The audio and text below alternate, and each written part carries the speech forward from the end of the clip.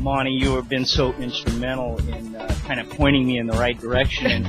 It was about looking at your character defects in spirituality. It's the integration of clinical practices with the 12 steps. It's an absolute pleasure. He certainly knows a lot of people. He's got a lot of energy, and sometimes when you don't have so much energy, he picks you up and carries you. Having the Monty man there certainly helps. This is one of the places that is about the business of the solution.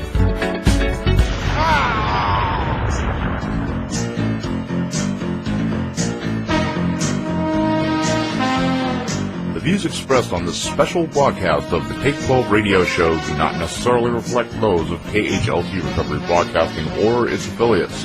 KHLT is not affiliated with any particular 12-step fellowship. Now here's that guy who's getting less popular minute by minute. Your host, the Multi-Man. That's right. Oh, welcome aboard, all you scallywags and scallywaggles out there. Welcome aboard to another fine episode on the Good Ship Recovery here at Take12Radio.com on your internet dial. Still, to date, the world's only faith-based, recovery-focused, solution-focused radio station broadcasting 24 hours a day, 7 days a week, a different and unique recovery-focused show every single day. Hey, listen, but before I introduce you to our guest this week, listen to me, you guys. If somebody said, here's a way you could have $1,000 worth of recovery literature, T-shirts, games, all that kind of stuff for free, would you just walk away from it? I doubt that you would. Well, we're doing that. And how are we doing that? Well, we're doing it through a thing called the Recovery Cartoon Caption Contest. Here's how it works, for those of you who don't know already.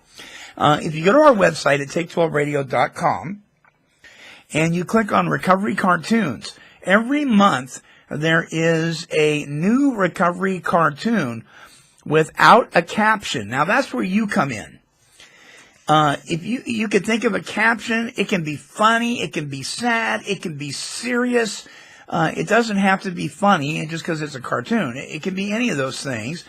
And so you come up with your idea what the caption should be, and click on the rules link. And so you can. It's real simple, but you got to understand how to do it, right? So, and I know us addicts and alcoholics, we don't like to follow by rules. We don't want to read instructions. Well, hey, here's a chance to win over $1,000 worth of recovery goodies. And we're going to have our grand prize drawing in December for that. But you go there and you just send me an email that says what the caption should read, what your idea for the caption is. And, give you an example. We had one cartoon, and Santa Claus standing behind a podium with an AA, it was an AA podium, and then there was a Christmas tree with lights all over it, looking kind of sad, and Santa said something to the effect, the caption, the person sent in said, just because you're all lit up doesn't mean you don't qualify to be here, or something to that nature. So there's an idea. Right now we have a cartoon up with a signpost pointing in different directions, and all the characters from The Wizard of Oz standing at the base of it. And the Dark Forest is over on the left, and Oz is over on the right. We need a caption for that. And some of you guys have great ideas that you've sent in. And this is how it works. What we're going to do is we have a panel of judges here at Take 12 Radio, and they're going to look at that, and they're going to vote. And then on one of our Wednesday shows, we announce the winner. Now, this is what the monthly prize gets. Mark Lundholm, who is on our board of directors here, he is the world's foremost recovery comedian. And Mark has generously donated the prizes for this year for the monthly prizes, and that's his live DVD, Addiction, a comedy of substance. And as a bonus, he's also throwing in one of his recovery comedy CDs. That's what you will win if we choose you. Every entry goes in to the grand prize. Now, you can enter as many times as you like. But for the grand prize, you'll only be entered once. And so the grand prize, again, will be in the beginning of December, and we'll announce the winner for that just in time for Christmas. So you can give away all these prizes. You're going to have tons of stuff. You can have boxes. It costs us a fortune to send this stuff out, but we want to do it for you. So if you think you're not funny or you don't think you can come up with a caption, don't let that stop you. You would be surprised how twisted our judges are. They may think you got it right down. And even if you don't win a monthly prize, you're still entered in the grand prize drawing. Okay, I took a lot of time to say that, but I really wanted you guys to get that. Also, our brand new show on Tuesday, the Sober Portland radio show, is now in full swing, and that is sponsored by Freedom Interventions and SoberPortland.com, where the Monty Man, myself, will be somewhere in the Pacific Northwest, broadcasting on location with the folks, treatment providers, advocates, members of recovery, and we'll be interviewing and broadcasting on location on Tuesdays. So check that out at Take12Radio.com. And check out freedominterventions.com and SoberPortland.com. Also, our sponsors here at Take 12 Radio. Okay. Woo! That was a lot I had to get out of the way. This week, I got to tell you, you know, I get a lot of requests. More than we could ever broadcast. A lot of requests for interviews. We've got a really thorough LinkedIn page, as well as other networking pages, and I walked right into something that I was so glad I did. I want to talk to you about By the Sea Recovery. The website is bythesearecovery.com.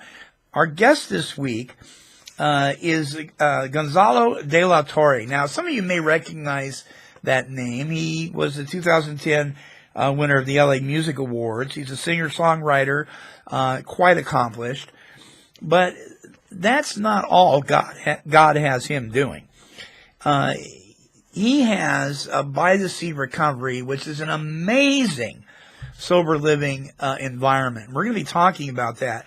I was so moved by when I investigated this thing and looked into this thing even deeper than just his website.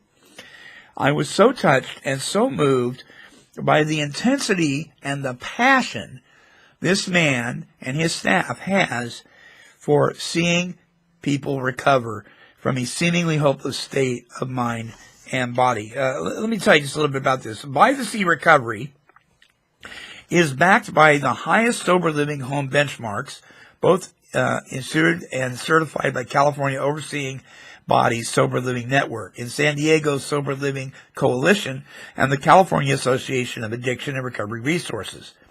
Their sober living culture and 24/7 management was founded by award-winning recording artist Gonzalo de la Torre, whom, with a graduate-level background in psychology and organizational development, implemented a family-oriented experience to convey precisely what it takes to get sober as a young adult and recreate a life in its entirety. And he is my guest this week. Gonzalo, welcome to Take 12 Radio, my friend. Thank you so much for the invitation, Monty. It's a pleasure to be here and sharing a lot of hope, which is, I feel, what our souls yearn for. Yeah, you bet. Now, I'm so proud to have you on. I am just so moved by what you're doing. And we have a lot of people on this show, and every one of them touches my heart in a different way. But man, for some reason or another, I just felt like the Spirit of the living God was moving right into my heart and said, you got to have this guy on. I mean, he's really doing something. And I know you don't do it by yourself. I know you've got help, but you're a faith-based sober living environment. Before we talk about that, though, how in the world did you get involved in such stuff? Well, to begin with, I've been in recovery for over 13 years. 13 years ago, at age 23, I lived in the streets, misdiagnosed, talked to myself, panhandled, took showers at gas stations, and it took very few years to get from I never, I don't think anybody ever dreams of having that in their life plan. And I just came across I came across what many people have in society today, which is a lot of temptation and just easy access to alcohol and drugs, and lost absolutely everything, all my dreams and all the passion that I had for life. And I just had the blessing to have individuals who shared with me beyond their scope of what it is to serve, to little by little bring back someone who was so lost. And I went to treatment centers. I went to everything you can imagine, professionals, psychiatrists, and I feel that nowadays young adults have an extra burden because of the life skills that are required on top of recovery in order to really create that foundation of sobriety. You bet. It's a whole different world out there today. Kids really, it's almost like they start out with only half a chance. True? I still hear that less than 10% make it, and I think it's a very sad outcome. I think it reflects more about the present situation of the lack of connection and relationships that are required from 12-step groups to treatment centers to the education field. I saw it in school. I was a dropout, and because of just great loving people, they pushed me back to get back in school. I went back to finish the BA in psychology and a master's degree in psychology. I ended up learning to give the tests that were given to me one day, and that I was once told that my mind didn't function, when in fact it was just a symptom of this inner turmoil that now I see as what addiction really means. That it's got absolutely nothing to do with the drugs and the drinking. It's got everything to do with being human and being able to thrive on love and hope, which is what we share at our home. And you were asking how did I get here? And I just have to say that it's been, the hands of God that have taken me here. Mm-hmm. There was no statistical probability that I could be able to socialize to begin with, let alone go to school and be a part of multiple organizations, beginning by helping others develop treatment centers and sober living homes. And I actually shunned away from that because I, like many others, I love 12-step groups, and thought that sober living and treatment centers were a little bit, they were against our principles. And little did I know that it was just impacting so many people in a positive way. And after my third album, while I was in the music career, went sour, I realized, that I'm no longer enjoying music anymore, and the times I have the most amount of joy are sharing time with newcomers, because they loved it, in those midnight meetings in LA. And I said, I want to throw myself into this completely and do something about the change that I feel is required out there in treatment centers and in recovery facilities. Have you ever attended the musicians 12-step meetings? Isn't there some AA meetings or NA meetings out there where some of the musicians get together? I did not. I heard a lot about it. The two of it, while I was in LA, I was recording and working. So even though there's that space for fun, I probably, all I did was just work, and would go to midnight meetings down there in West Hollywood, and it was beautiful to realize that perhaps my heart was steering me away from music and saying, you've done your share here. It's something that today many people are just inspired to know about, because young people want to know, will getting sober be fun? And I can definitely tell you that's 15 years of my life. Yeah. Well, let me ask you. I mean, you are really in your own right. Let's just say what it is. You are a celebrity, and God can use that stuff to really cause an attraction for people. Do the people at By the Sea Recovery, they kind of dig that you're there, right? I really don't bring it up, and even though there's been moments that obviously there's been limelight, Grammys and the LA Music Awards, I feel that in the recovery quote unquote industry, I'm starting from scratch, like a musician who's playing out in the streets, and I feel like I'm giving that opportunity of having that strong hunger and fighting Goliath, because I do feel there's a huge problem today, and there's a lack of attention to young adults, and there's also this idea that 30 days of treatment is okay, and let's take your check, let's have you back on, and let's have you go back to life, and 30 days, 30 days is nothing, and then the family, and I hope people can go through what I went through my first 6 and 7 years in less time, because there were no young people when I got sober. It was very few. There were very few. There was no sober living homes. There was only halfway houses, and it was a Russian roulette if you actually got an environment that was inspiring, to say the least. Right. Well, that is such an honorable statement that you just made there. That whole thing to answer my question. I just applaud you for that. It's important that we are on a level playing field, correct? In what way, Monty? Well, I mean, whether we're working in this field, whether we're a treatment provider, whether we're a manager and an owner of a sober living house, whether we're a radio talk show host, and when it comes right down to it, I'm not any better than you. You're not any better than me. We're working together. Oh, absolutely. But we also have to make sure that the people that we connect to, that they have standards. Because it's so easy to use that less than 10% make it. Right. Not really to really go, okay, something went wrong. What can we learn from it?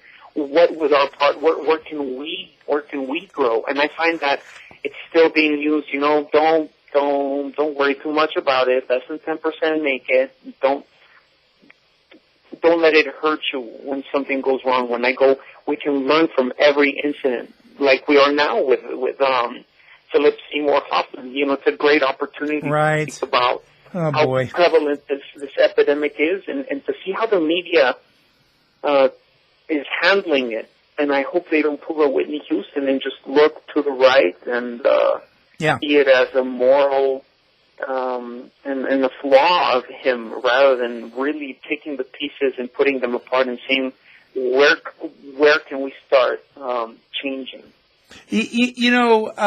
Gonzalo, I was we've got thousands of people on our Facebook, and so as you can imagine, there's a lot of comments and derogatory comments as well as supportive comments whenever there's a celebrity that's in trouble. I had to really calm down. My wife had to calm me down because somebody posted, how many other people think it's hilarious that Justin Bieber got into trouble? And I thought I was so upset by that statement. I thought I had to kind of, take a little inventory and sit back for a minute, because it's not funny. This stuff, whether it's Justin, it doesn't matter who it is. It's not funny. This is the number one health crisis in our world. Number one. And it gets the least amount of positive attention because of stigma. And I'm just, I'm so proud of what you're doing, because what you do and so many others is to help break the stigma, because we're showing the people that not only do people go into treatment, not only do people go into sober living, but they come out and succeed. We have a lot of stigma problems because the average general public doesn't see the success rates, because we don't want to talk about it, because we misunderstand what anonymity is. Anonymity does not mean secrecy. And to have you on the show to talk about this stuff, it's exciting to me, brother. It really is. I'm just as inspired. I do feel like when I started again in music and was told you can't make it if you don't have $1 million, and you can't make it unless you have a record deal, and you can't make it unless you have a well-known. I love challenges, Monty. You bet. And it seems like I was the biggest challenge to myself, and I survived out there. And if I can survive out there by putting up the biggest walls in my life, alcoholics and addicts have this potential for adversity that it does require, and I love it, the fact that we say, it requires a miracle. That's why we say faith-based, because unless a huge transformation occurs, we are from how deep and dark we have been at, and the places we have been at, we can't come out of there unless we change completely. Yeah. And it is so easy for us to become the pious and the holier than thou. That's why when it comes to that miracle and to that journey that we need to walk, it is also we have to do it with our actions rather than with our words. We're not well known for our actions. We're known for big mouths. That's right. That's right. We're not. And when it comes to God, I'm more. I even like to. I don't know if you noticed in our website. I go, you know what? It's at least. We're not going to be talking about this. We're going to be living it. And we have people from. We have people from different religions at our home, and I love it. We all celebrated Christmas. We had a lot of fun. I had some friends going. It was a little uncomfortable to see my son. With a Christmas tree and stockings, but I've never seen him so happy and being a part of. And I don't think we need to hit anybody with a big book or a Bible in order to be effective. Experience love. Even if you want to get biblical, which I love. It said there that Moses was very well versed in the Egyptians' literature and Pharaoh, and that's why he was so powerful. And I think we have this idea that unless we only focus on what we love, we're going to be impactful, and we need to be knowledgeable about everything if we want to get a message across. That's right. And that's right.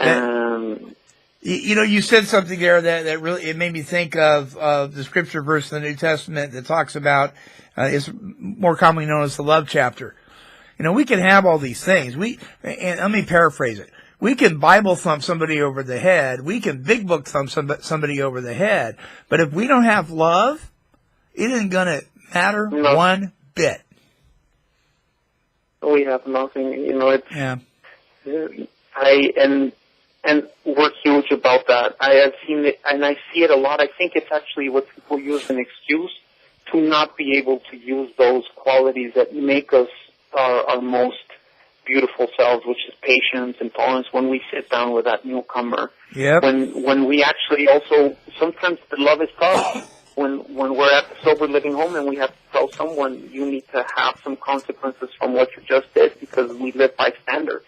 And you're very welcome when you want to play by the rules. I feel that sometimes in the recovery industry, it's kind of the check is more important than the person. Mm-hmm. And some treatment centers enable just as much as parents and family because they're afraid of losing their jobs. When in fact, if we live by values, we will never lose something that is so critical for somebody's life to be transformed. Sometimes some people need to be told, I'm sorry, you cannot, you have to play by the rules here, especially in sober living where we have to test, we have to spend a lot of money to test and make sure that everybody's safe. Yeah, it's a little different. It's a little different than treatment. I mean, sober living is a little different, and we can talk about that too. Completely. Yeah. Completely. Yeah. Sober living is the bed and breakfast with a new social context for those who have just left treatment, because when you leave treatment, you do not want to go back home. Yeah, that's for sure. Hey, listen, Gonzalo, we need to take a break. And when we come back, let's talk specifically about the By the Sea Recovery Sober Living in San Diego. We got some questions for you and some things I want you to share with the listeners about the facility. So don't go away, my friends. More with my guest this week, Gonzalo de la Torre from By the Sea Recovery. The website, bythesearecovery.com, when we return. Thank you. As men and women who have recovered from utterly hopeless states of addiction ourselves, we know all too well what it's like to battle addiction daily.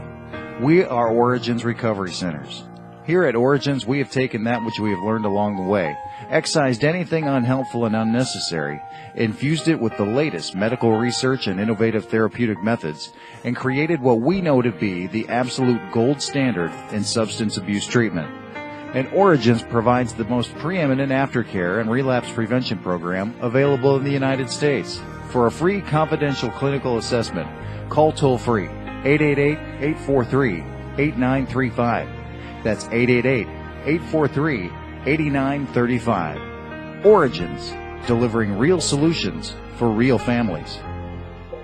Men, women, and their families experience tremendous pain and suffering due to the struggles they face from substance abuse and its co-occurring mental health challenges. They need to find a safe place for peace and healing.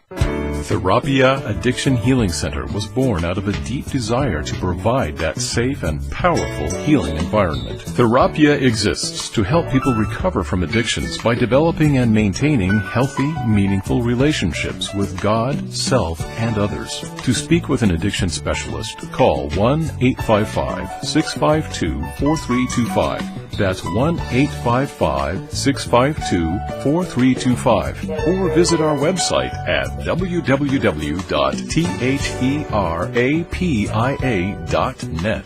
Therapia Addiction Healing Center, restoring lives one step at a time. All right, and we have returned. Seems that. Yep, there we go. We have returned, and our guest is Gonzalo de la Torre with By the Sea Recovery. ByTheSeaRecovery.com is the website. This is a sober living environment that it just really has impressed me. I want you to listen, listeners, to what people are saying about this organization. Listen to this. Recovery tends to just focus on not drinking and not doing drugs. But the truth is that at By the Sea Recovery, what we focus on is on a complete transformation. It's unbelievable. I was blown away when I walked in the door. Top of the line, everything. I wish I had that in my own home. People were genuinely present and polite. And something inside me just felt that I needed to be in California. When I got to the house, it was so welcoming and inviting as soon as I got here. There was a really great group of guys that welcomed me in right away. When I came into here, I immediately felt that we were a family here. This house is for people that want to recover. We can actually establish ourselves into living a fulfilling life that is something to be proud of. But something about By the Sea, when I walked in, I felt at home. This is a place for youth, by youth, created with a specific objective to recreate someone's life. Sometimes I get overwhelmed at the transformation. It's beautiful, it's immaculate. The people there are all invested in what they're doing. They've got responsibilities. No one's alone. To learn the life skills required, to find a job, to continue in school, to find out what passions do you have. I have my own apartment. I've proven that I can keep myself alive, but not just that, like I can live. I'm able to pay my own bills now. I'm fully self-supporting. And when you place men with that same mentality together, magic happens. People stay sober. Relapses are not common. I've seen people go back to get a job, go back and make friends, go back and heal with their families. It's just beautiful. It's just beautiful, amazing. I couldn't be more grateful. I just cannot believe the beauty. We've had the opportunity and the blessings to to recover together. We never thought there was a place, like this. And that is what By the Sea Recovery is. It's a place to have the inner compass come to its natural position and point to true north. To have the inner compass point to its natural position and point to true north. That is an extremely powerful statement. And we have missed the boat on that in many of our 12-step fellowships by not returning back to basics and not going back to the original program, not focusing on the solution, not realizing that drugs and alcohol, food, overspending, sex, all that stuff is an outward manifestation of an inward condition. Gonzalo, you guys get it. You guys have got it. And to listen to those testimonials, I got to tell you, and we're going to talk about some of the stuff you guys do down there, but I want to pack my bags and come down there for a month. You're very welcome to see it. There's nothing like seeing it in person, but I do want to say that it was very hard to create a culture in a city that was comfortable with the standards that had been set, meaning that it was okay for someone to be at sober living and not have a job. It was okay for someone to be at sober living and be treated like he was disabled. It was okay to not push somebody's buttons because, hey, we don't want him to leave, rather than, I'm sorry, guys, last time I checked, you're adults. I'm going to be treating you like adults. I'm not going to be treating you like your mommy does. Yeah. And we're going to grow up together, beginning by me. I went through this journey myself, so I also feel that many owners of sober living homes, they just, go on Craigslist, find somebody who's got 3 or 5 years sober, and throw them into the pit and walk away and see what happens. And that's hanging out. Yeah. And these are lives. We are hungry for leaders. We are hungry to look up to someone. You can't tell me to get a job if you didn't get a job, or if you don't have a job, or if you don't know how to get a job. Yeah. And it's really hard to create that culture. There is a huge organization out there of sober living homes. And I'm thinking of one in particular, but I'm not going to mention it. But I know they're not the only ones guilty of this. But so many times I walk through some of these sober living homes, and the only thing going on is no tolerance towards narcotic or alcohol use, and then it stops there. But they got girls coming in and spending the night at the men's centers, men coming in and spending the night at the women's centers, kids running around all over the place, entire families of 20 people coming over uninvited. So, I mean, just pornography, inappropriate internet stuff, and it's promoted. And I'm like, what is it about the narcotics and alcohol are only a symptom that you don't understand? And it's irritating, and it's got to be frustrating for you because you're not putting up with that stuff. But you must experience this with other places, right? I actually experienced what the struggle was to create a standard, because the minute I started asking people to leave when they weren't getting jobs, and I was helping them. I was helping them get resumes, helping them get jobs, and realized also finding that threshold of how much can you help and how much can you let them grow. Right. It also took around 6 months of, if it wasn't for my wife, and I have to say that she's been my rock about all of this, and she's not in recovery, but she brought beauty in that home. Yeah. They told me when we started that home, they said, don't give them nice things. They don't know how to take care of them. They're going to piss on the plants. And I'm sorry, I don't know if that's a bad word. No, that's okay.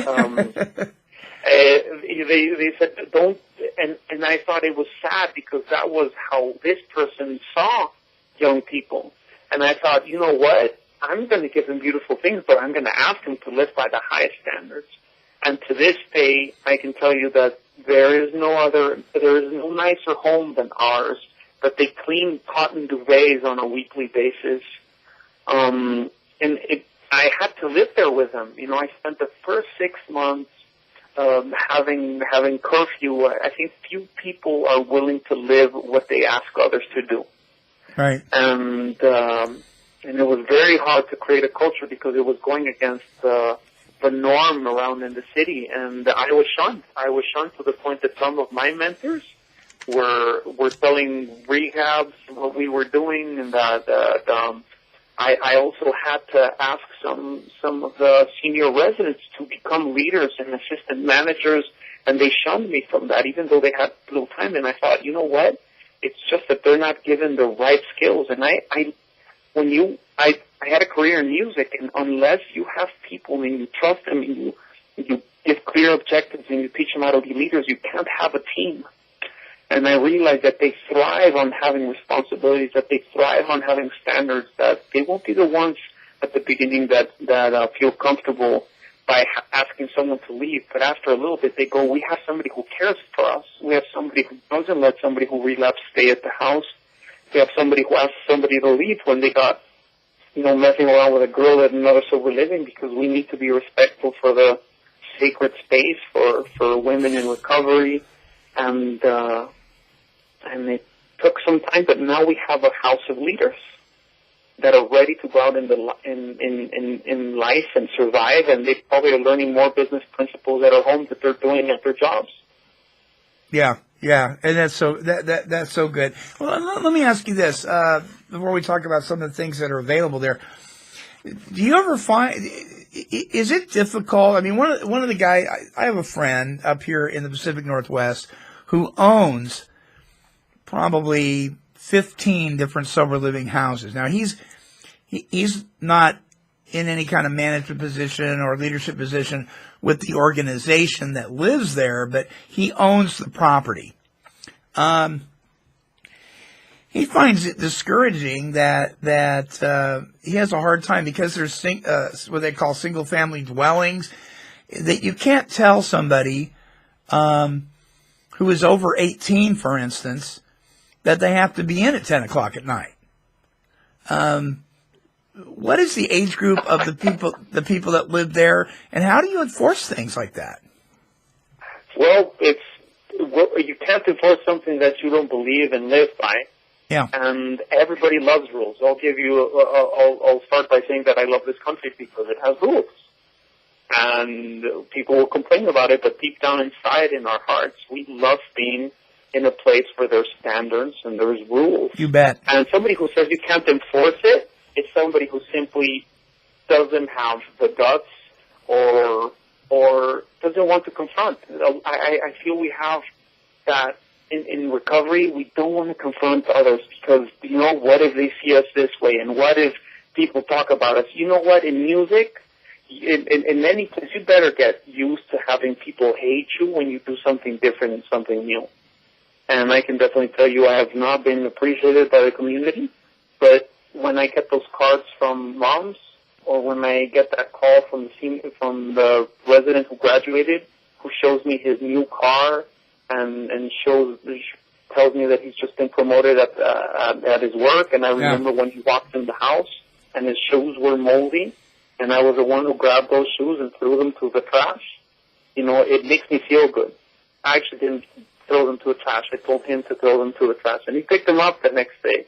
It's amazing how we get used to those old habits, and there's so much we can really ask someone to live by inside of a house. I can't change what they do outside, but I can control the things on the inside by having them live by beauty and standards. They love having a clean home.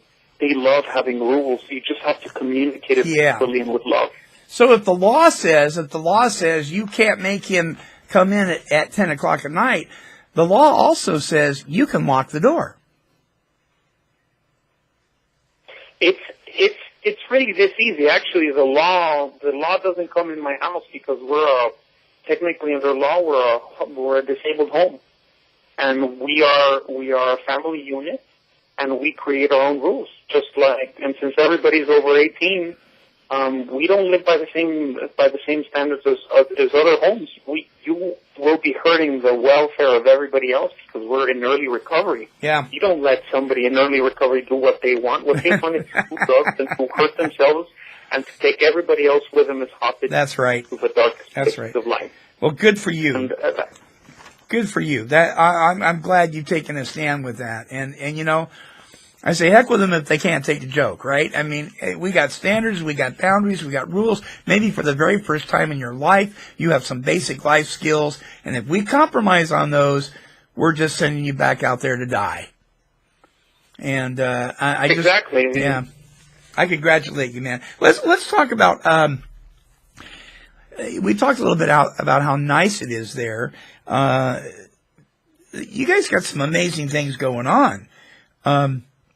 Free surf lessons, therapy dogs, LA Fitness gym membership. That's included, right, in the package. The nicest gym in the neighborhood that has a sauna and a pool, we include it because there is the expenses. We need to reinvest in it. We need to keep a place that people go, oh, this is beautiful. I know where my money is going to. We're putting wood floors next month. We need to keep it amazing so that people go, I want to stay here. I love being a part of this. I'm not being forced here. And that's what makes it different. Nobody's being pushed in there. First day they walk in, they go like, I want to live here. I don't want to be with my mom. and you guys are right there with some of the prime beaches and surfing facilities in the world. I mean, right there, just a few feet walking distance from the facility. True. It's true. We're less than a mile from the beach and from Swami's, world-renowned surf spots. I was the one who taught the guys how to surf because somebody taught me how to surf, and we get them up and running on their first day.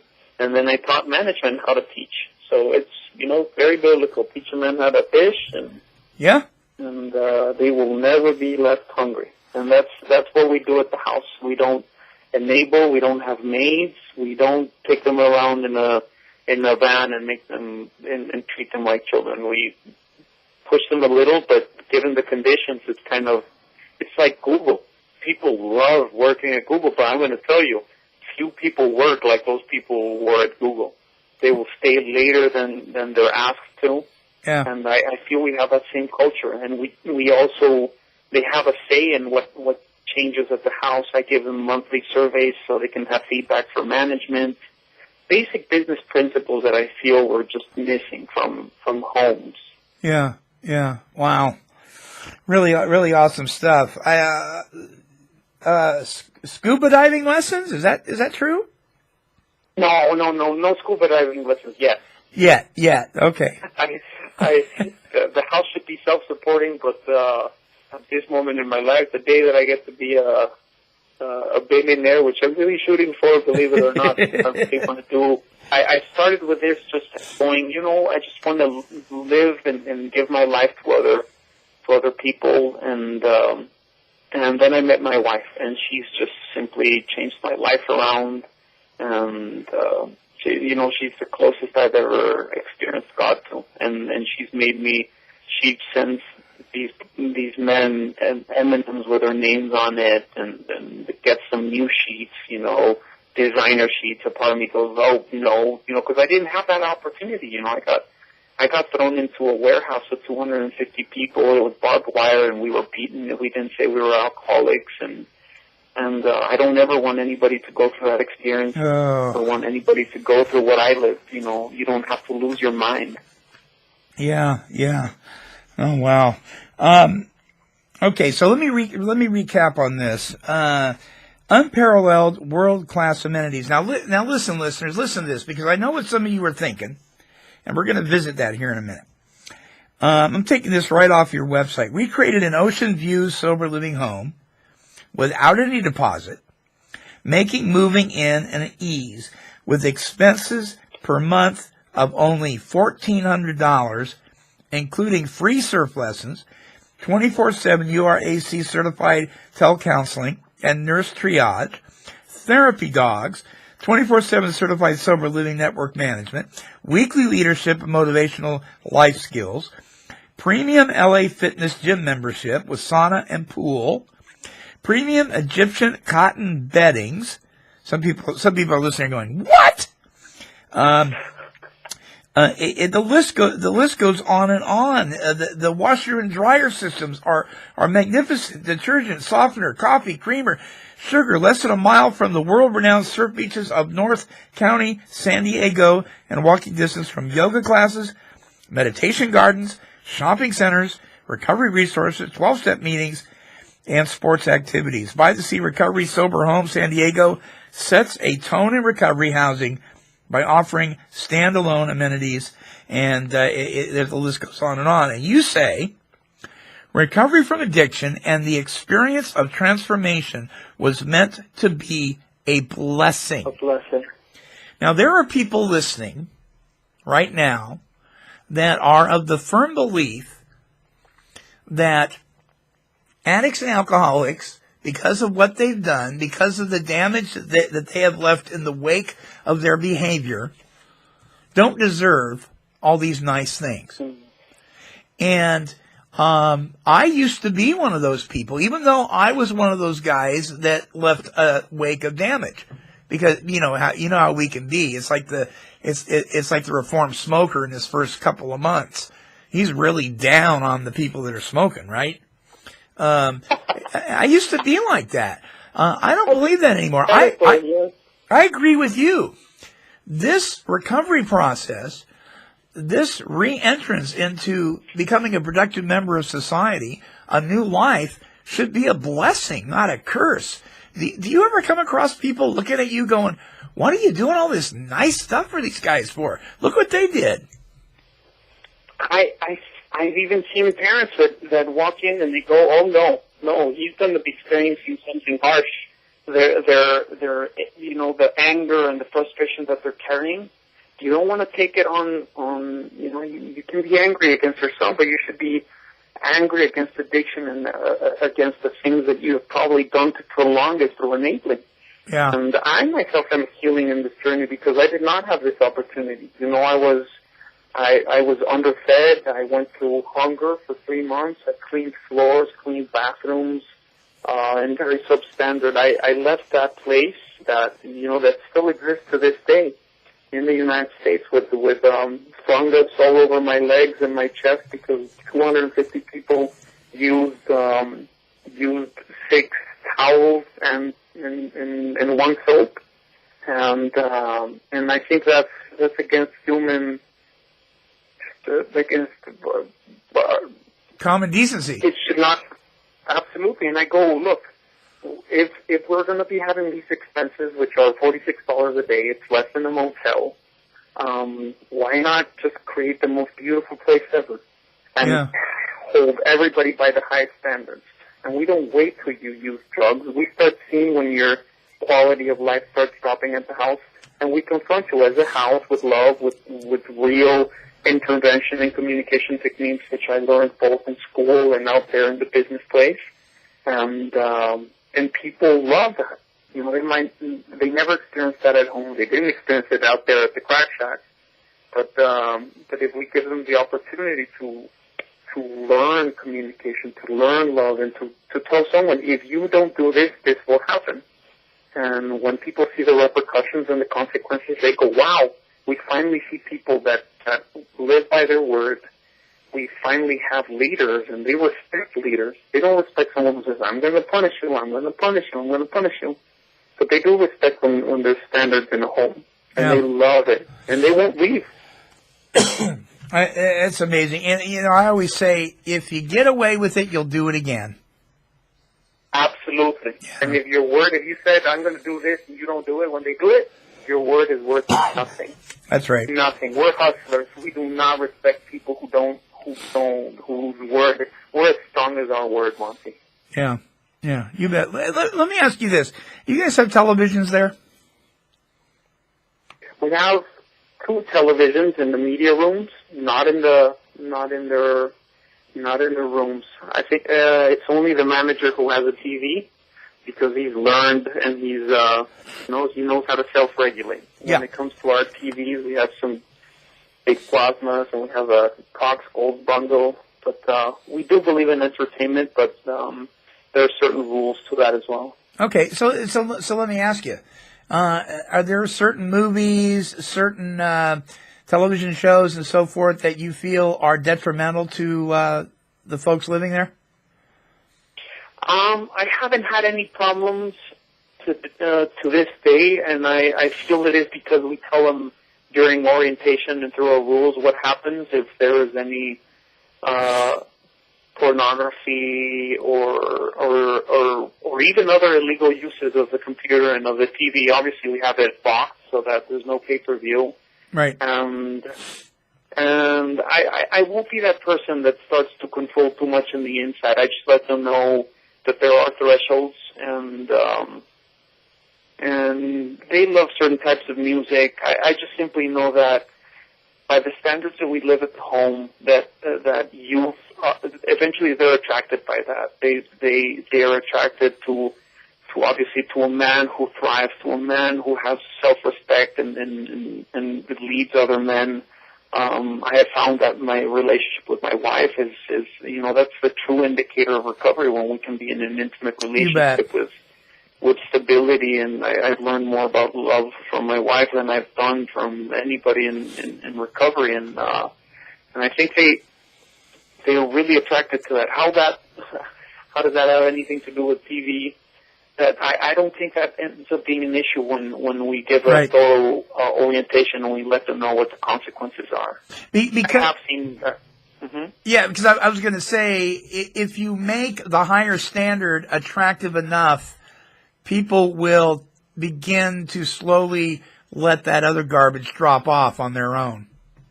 It's inevitable. Yeah. We can't I guess it's like when somebody has baptism. Well, don't expect the next day for your mind to be cleared of dirty thoughts. Actually, you might be much more aware of them the next day. That's right. That's right. Like we said about that compass, when we know where true north is, and it starts with leadership, it is inevitable to start walking that way. It's like a plane. When a plane goes from A to B, it never goes there in a straight line. Because of wind, because of weather, it might stray off. But we know where we're headed to. And that's why we have those morning meditations and devotions before we go to the 12-step meetings, because we can't depend on how a 12-step meeting is going to go. We read the upper room, which was what the old timers and Alcoholics Anonymous did. Yeah. We open up the big book because we need as much fertile soil as we can. And we're not there to tell people how they should believe. We just know that, I was there the first 6 months to make sure that we had a manager who lived by the same standards, and he's just amazing. And he's leading them amazingly, and I get together with him, weekly with the whole management, and we get together once a month to go do some fun activities. We go snowboarding. I inspire him and tell him to also focus on his debt and to climb out of that mess that few people talk about in recovery, that really is things that make us go back. Well, listen, we're going to take our last break and come back and close out the show and let people know how they can get a hold of you and all that great stuff. And this has just been such a blessing. So, folks, don't go away. Come back with us as we close out with Gonzalo de la Torre of By the Sea Recovery at bythesearecovery.com when we return. When I first came to Serenity Springs, I never thought I could stay clean and sober. And then after being through the 12 steps and getting closer to God and just learning how to live, I can't imagine life with drugs and alcohol anymore. Introducing Serenity Springs Recovery Center, a fully licensed residential drug and alcohol dependence treatment center for men, specializing in helping individuals with substance abuse problems. Addiction is a disease that deteriorates the body, punishes the mind, and destroys the spirit. Addiction needs to be attacked on all three of these fronts. They work the steps, they work them extremely hard. Finding God is a big part, and that's what they did for me. They gave me a life second to none. Residents live in a resort-style accommodations and are able to participate in numerous on-site activities. You know, golf and working out, playing basketball a lot. Serenity Springs is a unique facility that is committed to providing exceptional individual care in small group settings. They talk about life beyond your wildest dreams. I never thought that was possible for me, and today I'm living it. And just being connected. Guys are like my brothers, just a big family. At Serenity Springs, they want to make a life-changing investment into your recovery. For more information, contact their 24-hour admissions department at 386-423-4540 or visit their website at serenityspringsrecovery.com. It's really amazing what's happened. I mean, it's nothing short of a miracle. All right, and we returned, and my guest this week, Gonzalo de la Torre, bythesearecovery.com is the website. Really, please go visit the website. Look at the YouTube videos. It will amaze you, and it's not because it's so graphically sound. And you guys know I'm a graphic artist, and I design websites and do all that kind of thing too. But because the spirit behind this thing, I believe, is truly an anointing from our Creator. I really believe He's got His hands in the middle of By the Sea Recovery. I just have the utmost respect for you, Gonzalo. Gonzalo, how many beds are available at any given time? At how many beds are you filling there at By the Sea Recovery? We have 9 beds, and it is a 2,600 square foot home in a lot that's twice the size of a house. So it's very spacious. We have the highest amenities. It was just a blessing to find that home. It was just absolutely perfect. So, what is the ideal goal for the person that comes in? I mean, you're bringing them in, they've come out of treatment, perhaps, and how long are they staying, and what's the goal for their launching forth back into the community? I'm sorry, Monty, I think my phone picked up the... Oh, that's okay. the Bluetooth of the car. My question was, what is the goal that you're trying to reach as far as a time frame before they, between when they come in and when they go out and get their own apartment or whatever and begin a life on their own? What's the time frame there? That's an awesome question you made. What we ask is a minimum commitment of 120 days, because we have found through experience and by research that tends to really separate those who at least create a foundation for the first year, but also at the end of 4 months, they're already paying for half of their expenses, and it makes it possible for them to move in with another senior resident and live in a place that is very close to our neighborhood with that same level of hygiene. After somebody has lived for 4 months, making their beds, living in a beautiful home, and having and be a part of that level of hygiene, it is really hard to go back. It is really hard to make friends that live by those standards. Yeah. And it was just something that at the beginning was 3 months, but we saw that a lot of families just wanted to push them back into, they wanted them to be in full-time college at month 4. So we saw so many sabotaged through their momentum, and we saw that the 4 months were very key, although my take is for it to be between 6 months and a year, and that the transition should be smooth. And as long as they're financially contributing to their families in an exponential manner, and we give them sheets in order for them to have a conversation with their families and to start seeing apartments, start seeing the future before they're being asked by the families. Right. Now, one of the things that I hadn't mentioned yet is this is an all men's center, correct? Yes. We have enough distractions. Yeah, yeah, really. I don't know how anybody could lead a home that is co-ed for sober living. I don't either. Well, listen, congratulations, man. I really appreciate what you're doing. This is a powerful, I mean, let's face it. I use this word, very carefully, but I'm going to use it in this instant. This really is a ministry. You are ministering to the heart, the spirit, and the needs of individuals who have been very sick, sometimes for a very long time, and now are in the process of becoming healthy to live in a state of being recovered. True? Absolutely. We're very big on that ED of recovered. Yeah. We are meant to change. Our behavior should change. And I find that, it's one of our basic needs, shelter. And when that shelter is beautiful, our heart follows. Well, congratulations, my friend. I want to thank you so much. Folks, if you're watching on YouTube, if you look on your screen right now, you will see the link posted for By the Sea Recovery. There's information there. If you're not on YouTube and you're on our main website, the links are listed right there on Friday's page. You could go back and listen to this show. This will be up for a week. You can go back and listen to it on our archives. You can rewind if you missed something. You can download it. And very soon you'll be able to hear some of Gonzalo's music on our music sets here at Take 12 Radio. Gonzalo, is there anything you'd like to add before we sign off? I would. By all means, if you have any questions, feel free to contact me at 760-216-2077 or at bythesearecovery.com.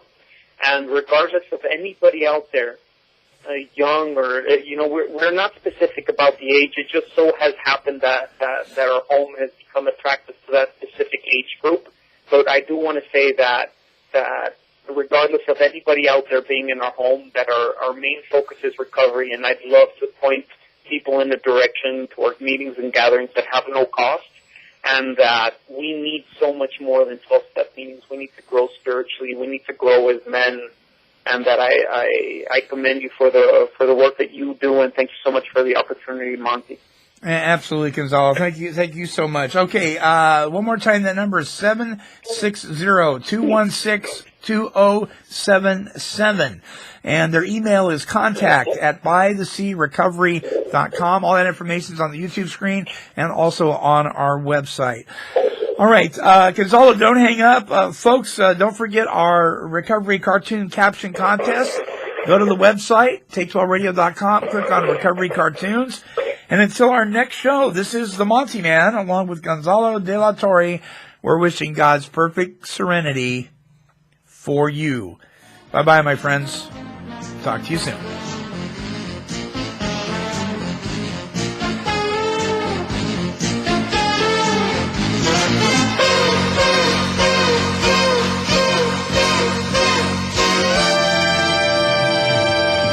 This has been a broadcast of KHLT Recovery Broadcasting. Kitty, kitty, kitty, kitty.